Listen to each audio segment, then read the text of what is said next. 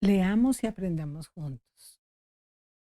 Otra vez acá con ustedes para traerles historias, narraciones, biografías, datos, siempre con el único objetivo de aprender. Aprender y compartir y dejar allí una huellita de conocimiento y unos toquecitos de algo nuevo. Y hoy un tema lindo, un tema diferente. Y hoy está el tema básicamente de santidad. Vamos a hablar sobre esa santidad, cómo puedo vivir esa santidad. Y llega este tema por una charla que escuché de un sacerdote muy reconocido, donde nos invita a ser santos, no necesariamente estar canonizados, pero en nuestra vida diaria sí podemos ser santos, porque esa santidad básicamente es aprender a tener en la vida cotidiana la misma vida de Cristo, esa que recibimos en el bautismo y que estamos invitados a desarrollar a lo largo del día, a lo largo de la vida, porque esa santidad no es solo un llamado, es posible y necesaria tenerla. Nacemos hombres y mujeres y por el solo hecho de estar en esta condición, estamos expuestos al pecado, a la culpa, a crímenes entre hombres, contra los hombres y contra Dios. Y un crimen no necesariamente es mm, matar a alguien. Esos crímenes están enmarcados en nuestra mentira, en la falsedad, en el engaño, en el desprecio, en muchos, muchos aspectos que atentan contra esa persona y contra Dios, contra sus enseñanzas, contra esa palabra que hemos aprendido. Y en la historia hay algunos hombres y mujeres que su existencia fue marcada por el pecado, pero que se convirtieron, abrazaron la fe y la misericordia hasta convertirse en santos. Sí, porque canonizados, pero nosotros estamos llamados a una santidad diaria con nuestras familias, nuestros amigos, cada persona que nos encontramos. Saludar a alguien ya, con eso tenemos esa santidad del día, con dar las gracias. Yo invito siempre a ese agradecimiento porque es tan importante estar agradecidos en el día a día que cada vez vamos a ir limpiando nuestra vida también de situaciones que nos lleven a a sentirnos poco dignos de una santidad. Y yo los invito a que veamos algunos casos particulares, reconocidos por la historia. San Pablo de Tarso, el primer gran misionero de la iglesia cristiana, conocido como Saulo de Tarso, perseguidor de los cristianos. Antes de abrazar la fe, Saulo persiguió a los cristianos y a sus ojos peligrosos, subversivos, y contribuyó y participó en la detención y condena de muchos de ellos. Pero su conversión ocurrió en el camino a Damasco, donde se dirigía a atormentar a los cristianos de la ciudad en nombre del Sanedrín de Jerusalén.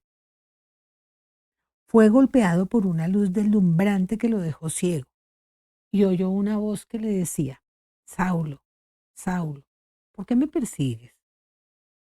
Y él respondió: ¿Quién eres, Señor? Y la voz le dijo: Yo soy Jesús, a quien tú persigues. Ahora, levántate, entra a la ciudad y se te dirá qué debes hacer. Afrontó con coraje el encarcelamiento y el martirio y dejó tras de sí las epístolas y numerosas obras que constituyen la base de la doctrina de la Iglesia tal como la conocemos, las llamadas cartas de Pablo. Y en cada una de ellas hay una enseñanza maravillosa, hay un llamado a esa reflexión que tenemos que hacer. Los invito a hacer lectura de las cartas de Pablo y van a ver cuánto vamos a aprender, cuánto vamos a entender. Y este fue Pablo de Tarso, pecador. O sea, su pecado fue la persecución a los cristianos. Y está San Camilo de Lelis, obsesionado con los juegos de azar, frecuentador de prostíbulos, adicto al alcohol. Pues con estas referencias pensaríamos que no estamos hablando de un santo. Sin embargo, ya como él ya acercándose a esa conversión, es fundador de los Camilos y hoy es llamado el santo patrón de los enfermos. Hijo de un oficial al servicio de España, fue un soldado de fortuna denominado mercenario. Imagínense ustedes, mercenario. Pero fue recibido en el convento de los capuchinos de Manfredonia, donde inició su camino de redención. Luego continuó su obra en el Hospital de Santiago de los Incurables en Roma. Allí estuvo primero como paciente y luego como sirviente. Finalmente fue tesorero de este hospital.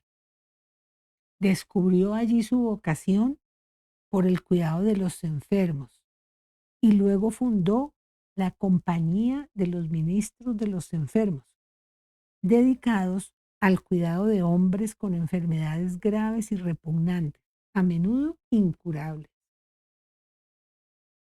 Al dedicar el resto de su vida a cuidar y a acoger a hombres y mujeres afectados por enfermedades, hizo que se olvidara todo su pasado de vicioso, pecador. Y sus Camilos siguen hoy en día reconfortando a los que sufren en todas partes del mundo. Y tenemos a San Mateo, elegido por Jesús para ser uno de los 12 apóstoles y autor de uno de los 4 evangelios canónicos. Pero antes de esto fue publicano, ¿recuerdan? Es decir, el recaudador de impuestos. Implacable, acosador, inquisidor. Su trabajo consistía en recaudar impuestos por adelantado para el erario romano y atormentaba a los que no podían pagar. A los ojos de los demás judíos era 2 veces pecador, porque manejaba el dinero romano y pues estaba maltratando a toda la gente. Pero un día Jesús pasó por allí donde él se encontraba recaudando los impuestos y simplemente le dijo, sígueme. Y Mateo lo siguió, convirtiéndose en uno de sus más fieles seguidores y obviamente predicando su palabra. Y nos encontramos con San Dimas, llamado el buen ladrón. Representa un caso único en su género. Él fue el único santo que fue canonizado por el mismo Jesús. Recordemos que fue al paraíso por orden directa y en definitiva, porque esto es aún más sorprendente si pensamos que Dimas fue un criminal, uno de los 2 ladrones crucificados a derecha e izquierda de Jesús en el Gólgota.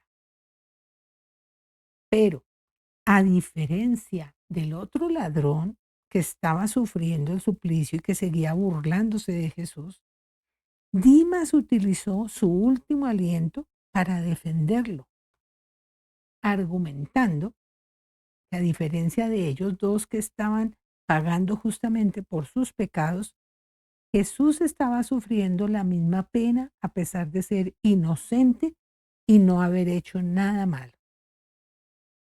Así que su arrepentimiento lo llevó a encontrar directamente el paraíso prometido. Y tenemos a San Agustín, que fue filósofo, obispo, teólogo, venerado por muchos, uno de los más excelentes autores de la literatura eclesiástica, pero fue un pecador.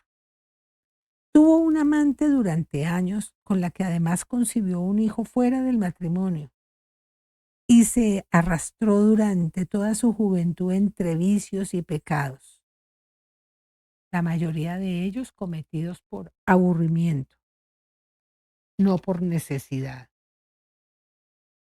Pero en su libro, Las Confesiones, es una autobiografía,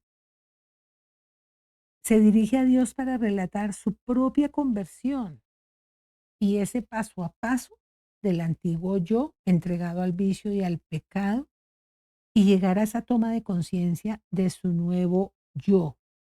Y afirma que cualquiera puede cambiar su vida en cualquier momento, en cualquier circunstancia. Solo basta abandonar los malos hábitos y abrazar un nuevo camino. Y hay una frase muy importante y muy recordada. Debes vaciarte de aquello con lo que estás lleno, para que puedas ser llenado de aquello de lo que estás vacío. Qué bonita reflexión para que hagamos un análisis. Y por ejemplo, estamos llenos de coraje, estamos llenos de envidia, de celos, de iras, de odios, de engaños, de ingratitud. ¿Qué tenemos? Y hoy mismo podemos cambiar y llenarnos de agradecimiento, de ternura, de reconocimiento, de justicia, de bondad. Miren, San Agustín es un ejemplo. Y está San Calixto I, llamado también el estafador. Antes de convertirse en papa y allanar el camino de la santidad, Calixto se metió en problemas a causa del dinero y del dinero ajeno. Era tesorero de una caja de ahorro destinada a la ayuda de huérfanos y viudas, cuando, de un momento para otro, desapareció llevándose todo el dinero, lo cual era fraude, robo, engaño. Lo atraparon, fue a la cárcel, pero fue puesto en libertad por solicitud de los mismos acreedores, quienes pensaron que estando libre él podría devolverles todo el dinero, pero se equivocaron. Y regresó a la cárcel luego de protagonizar una pelea en una sinagoga donde lo acusaron de intentar robar el dinero de los judíos y lo condenaron a trabajos forzados. Pero nuevamente se las arregló para salir de allí. Y se convirtió en pontífice tras recuperar su reputación entre la comunidad cristiana, administrando sabiamente las catacumbas de Roma, donde solían resguardarse importantes reliquias de santos antiguos. Y San Calixto entonces nos deja esta imagen de sí podemos cambiar, cambiar la imagen, demostrar que somos diferentes, que lo podemos lograr. Pero no solamente están estos santos, también hay mujeres que pasaron por una vida tormentosa y que son santas. Y tenemos a Santa Pelagia de Antioquía. Antes de convertirse en santa, fue una actriz y bailarina famosa. Llevaba una vida de ostentación y desenfreno, rodeada de sirvientes, vestía como una reina, perlas, piedras preciosas, mucho lujo. Tuvo docenas de amantes que la adornaban y nunca se saciaban de ella. Cuenta la leyenda que cuando escuchó hablar del Beato Nono, sintió el deseo de conocer más de él y más cuando él la señaló ante los demás como ejemplo de belleza y cuidado de sí misma. Y Pelagia, iluminada por estas palabras, quiso bautizarse y pasó la última parte de su vida en oración como ermitaña. Y esto nos lleva a pensar que no necesitamos tener la beatificación, la santificación para cambiar. Podemos cambiar como nos invita San Agustín a llenarnos de lo que nos hace falta. Y una vez cambiemos, vamos camino a la santidad. Y nos encontramos con Santa María de Egipto, que vivió sus últimos años como ermitaña en el desierto, pero antes de eso llevó una vida disoluta, impulsada por el hambre insaciable de experiencias sexuales. Nació en Alejandría y se escapó de su casa muy joven y viajó mucho, entregándose a todo tipo de lujurias, prostituyéndose, denigrándose. Ya convertida en mujer, se encontró con un grupo de peregrinos que viajaban a Jerusalén y decidió irse con ellos. Y allí, en Jerusalén, el arrepentimiento se apoderó de ella y se arrepiente ante el icono de la Madre de Dios y la cruz de Jesús. Ante esta imagen cambió, llegó la santidad a su vida. Se sumergió en las aguas del Jordán para purificarse y desde entonces dedicó su vida al arrepentimiento, a la expiación y a la oración. Y una de las historias más despiadadas es la de Santa Olga de Kiev, llamada así, la despiadada, rusa, llamada así por el nivel de crueldad que siempre tuvo para acabar con sus enemigos, en venganza por aquellos que masacraron a su familia. Nunca los pudo perdonar. Muy joven, contrajo matrimonio con el príncipe Igor, hijo del fundador de una dinastía de zares. La pareja tuvo un hijo y tenían una vida relativamente tranquila, pero al requerir los impuestos a las tribus de los drevlianos, Igor fue asesinado y entregado su cuerpo a Olga estando con su hijo muy pequeño. Pero ella no se quedaría allí cruzada de brazos y sin hacer nada. Así que, como su hijo tenía apenas 3 años, Olga escuchó la propuesta de los drevlianos sobre aceptar un matrimonio de conveniencia con un príncipe de la tribu, quien quedaría a cargo de todos sus dominios. Para intentar convencerla, enviaron 20 embajadores, pero estos jamás regresaron con la propuesta. Tan pronto llegaron allí, Olga ordenó que los enterraran vivos. Luego de esto, ella se comunicó con sus enemigos y les dijo que aceptaba la propuesta bajo la condición de que las principales autoridades debrianas fueran a buscarla, para que el pueblo atestiguara sus buenas intenciones.